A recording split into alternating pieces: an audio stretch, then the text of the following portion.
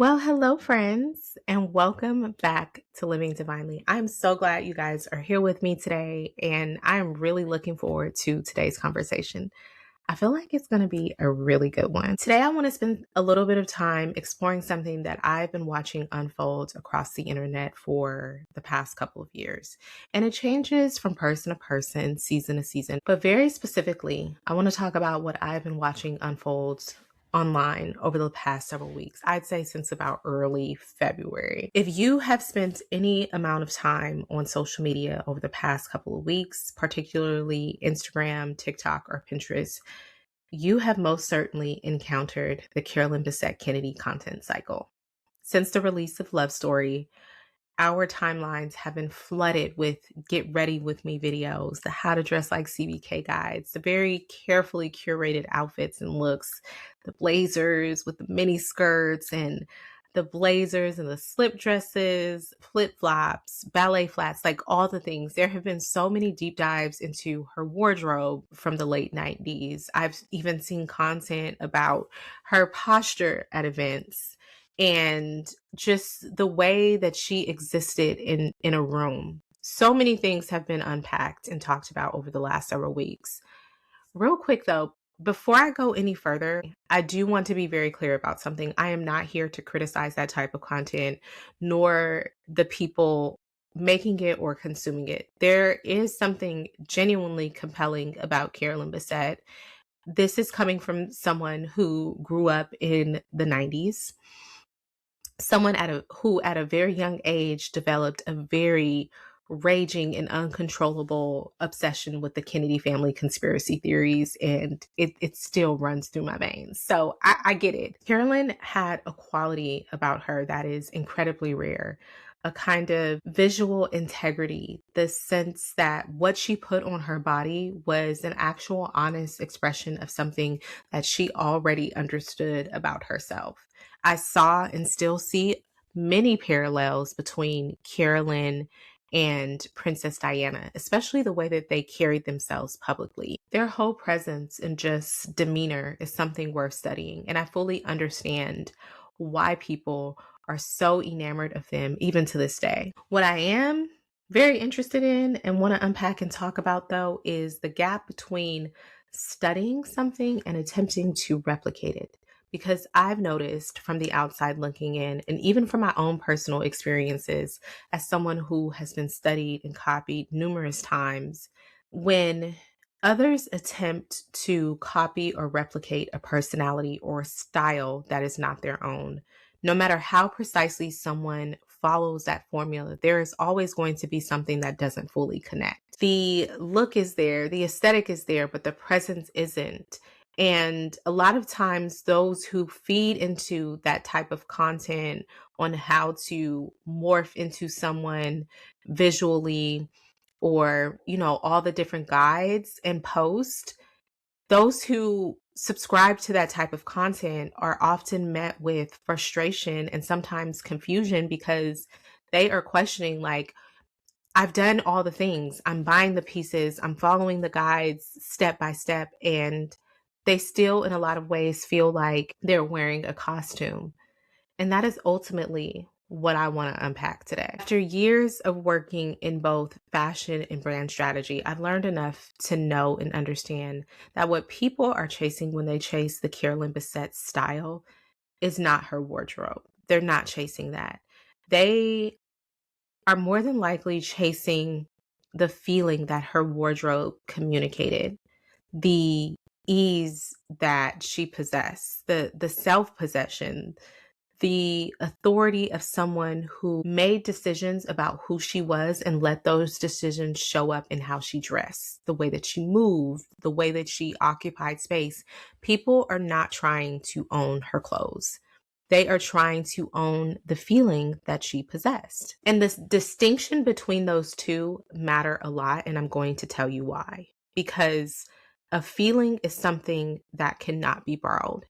It is only something that could be developed. Style at its most fundamental level is not just a visual language. It is also a very honest and intentional one. What Carolyn Bessette-Kennedy wore worked for her because it was congruent with something that was authentic about her temperament, her values, her particular relationship to visibility and restraint, even. The minimalism wasn't a trend that she decided that she was going to adopt. It was a reflection.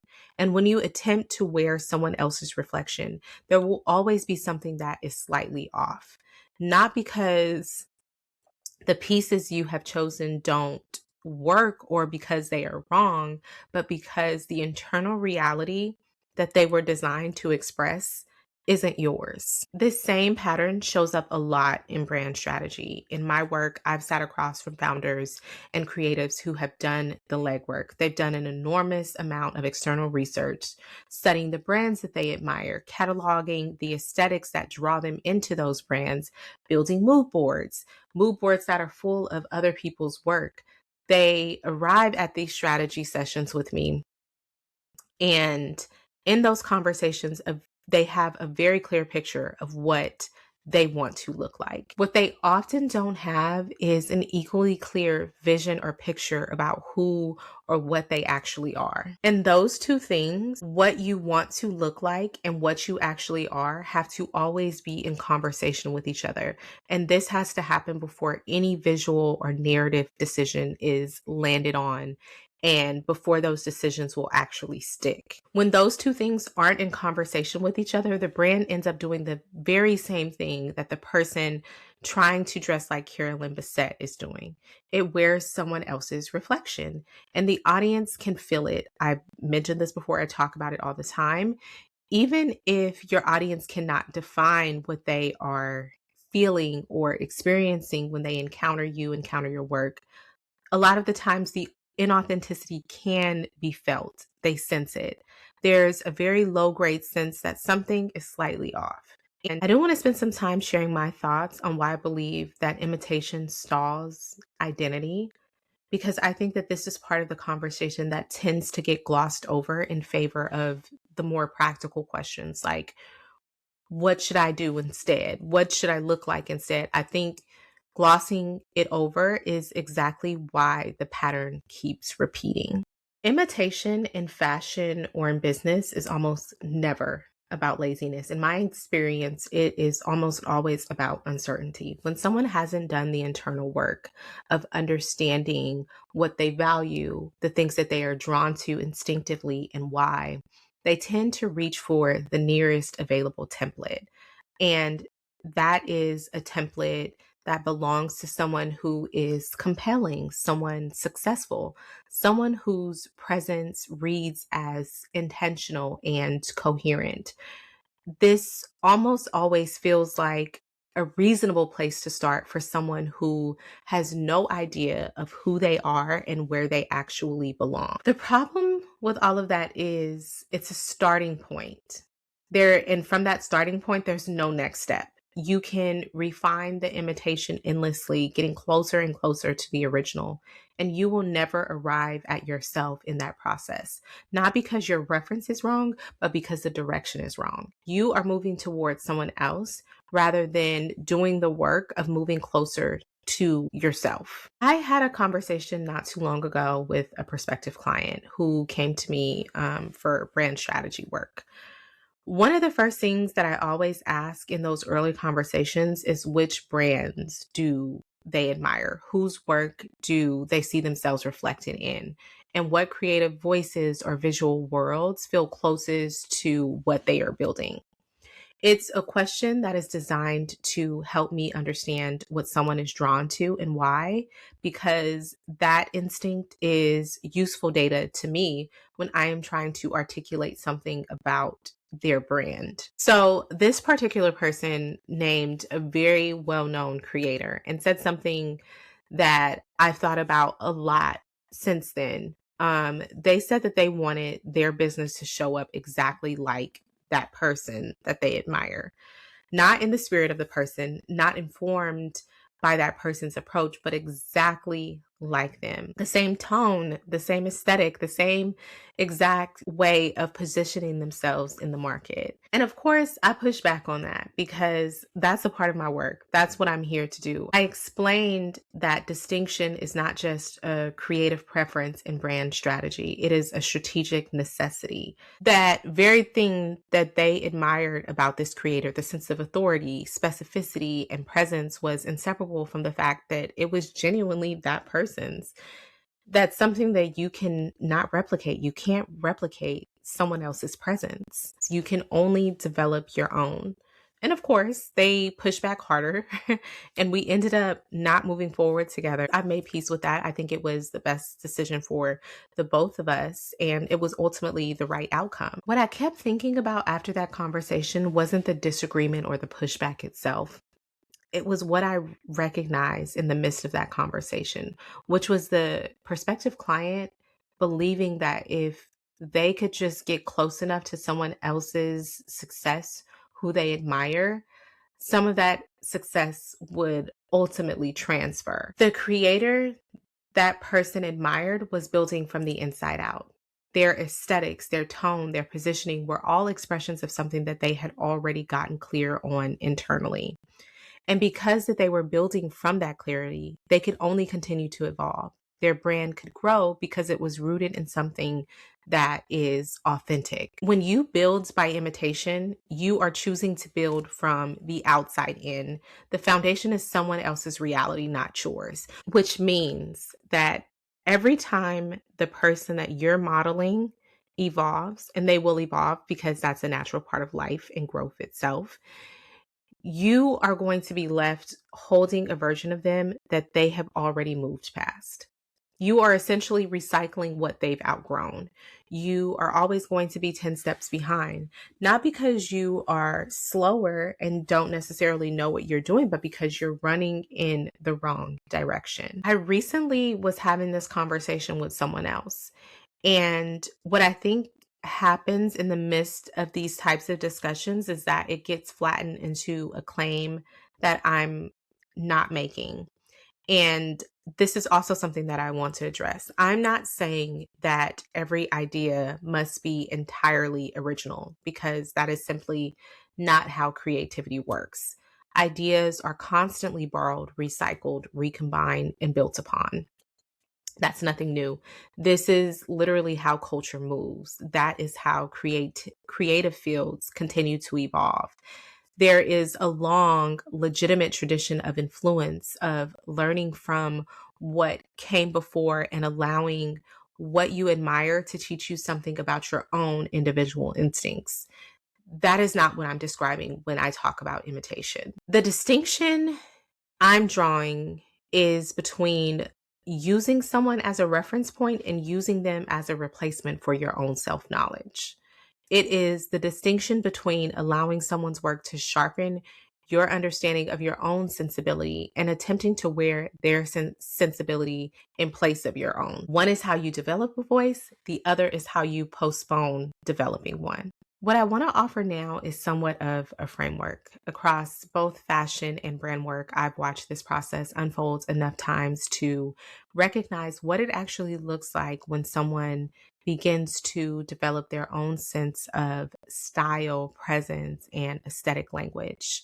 I want you to think of what I'm going to share as more as orientations and less of steps to follow. I feel like steps implies a sequence that doesn't quite match with how this process actually unfolds. I want you to see these as a direction to turn to when anything that you are doing is in question. The first is to start with what you already reach for, not with what you think you should want. In fashion, this shows up as the piece that you return to in your closet, regardless of what's trending, what's popular at the moment. This is your anchor, your hero piece, the silhouette that feels like you're exhaling when you put it on, the color you find yourself gravitating toward in every shop that you walk into. Even when you tell yourself you are in that shop looking for something, you gravitate toward what you already know. Those instincts are not random instincts. They are data about your actual sensibility, and they predate any trend that you've ever tried to follow. In brand strategy, this shows up as the language that feels like a relief the moment you encounter it. The copy on someone else's website that would make you think the moment you read it, I would have said it exactly like that. It's the visual world that feels immediately familiar, even though it belongs to someone else. When you pay very close attention to all of those moments of recognition and start asking what they all have in common, you start to locate or develop your own aesthetic logic. Not what you've been told works for someone else, not what you've seen work for others, or what the market is rewarding in the moment, but what you are actually drawn to and why. That is where personal style begins to develop. The second observation is to understand the feeling before you chase the form. This is the one that most directly addresses where the Carolyn Bessette imitation cycle breaks down, because what people are replicating is the form that she arrived at, not the process that produced it. The minimalism, the restraint, the silhouettes, those were not decisions that she made about aesthetics. They were decisions that she had already made about herself. And the clothes were simply where those decisions became visible. The form followed the feeling. When you approach style in fashion or even in branding by starting with the form, by asking what it should look like before you've gotten clear on what it should communicate, you end up with aesthetics that are technically correct, but also emotionally hollow. Before you choose a visual direction for your brand, before you decide on a palette, a tone of voice, or a positioning statement, you have to get clear on the feeling. What do you want someone to experience when they encounter your work? What do you want them to understand about you without you having to say it directly to them? What emotional register do you want to operate in consistently? Think about those things. Those answers are your brief. They are the brief. The aesthetic is just the execution of that brief. The third observation is edit toward clarity, not toward more. One of the most consistent patterns that I've observed in people with genuinely distinctive personal style, both in how they dress and in how they've built their brands, is that their distinctiveness comes from what they've removed, not from what they've added. It comes from the decisions they've made about what they won't do, the colors they've let go of, the tone of voice that they've decided is no longer theirs or no longer belongs to them, the offerings that they've decided to stop including in their business model because they don't reflect who they have become. Personal style, in large part, is the result of sustained editing. It gets more precise and more recognizable over time, not because you keep adding references and influences, but because you keep clarifying what is actually yours and releasing all that is not. This is one of the reasons why imitating someone whose style feels distinctive will always fall short, because what you're seeing is the end result of a long process of editing that happened internally, and you're attempting to wear the output of that process without going through the process yourself. Lastly, the fourth observation is let your references inform you rather than define you. There's a version of studying someone whose style you admire is genuinely useful, and there is also a version that keeps you stuck. The useful version asks, what is it about this that resonates with me? And what does it tell me about my own sensibility? What quality am I responding to? Is it the restraint? Is it the specificity, the consistency, the willingness to be a particular thing rather than an accessible thing? When you ask those questions, the reference becomes a mirror. It shows you something about yourself that you might not have been able to see without that reference point. The version that is going to keep you stuck is going to ask questions like, how do I replicate this? How do I get as close to what they're doing as possible? How do I make my brand, my wardrobe, or my content look and feel exactly like this? Those questions uses the reference as a destination point rather than a tool for self-discovery. And the problem with using someone else's work as a destination is that you can arrive there and still not know where you are. You've located them, but you have not located yourself. Admiring someone else's work is your starting point. The real work is meant for you to trace that admiration back to yourself and ask what it reveals about your own instincts, your own values, and aesthetic logic. That is the difference between inspiration and imitation. The reason that the Carolyn Bessette content cycle persists and keeps generating interest, engagement, and new iterations is not because people are shallow or simply because they want to look like someone famous. It is because people are genuinely searching for something. They are searching for the feeling that her presence communicated, the feeling of being fully expressed or having the outside match the inside, the feeling of moving through the world with the ease that comes from not having to override yourself in order to show up and be present. That is not a shallow pursuit. That is one of the most honest things a person can want or long for. That search and that desire is worth taking seriously because it points to something real. It's the longing beneath the imitation. That is real. But it deserves more than a shortcut. The shortcut cannot deliver what the longing is actually asking for.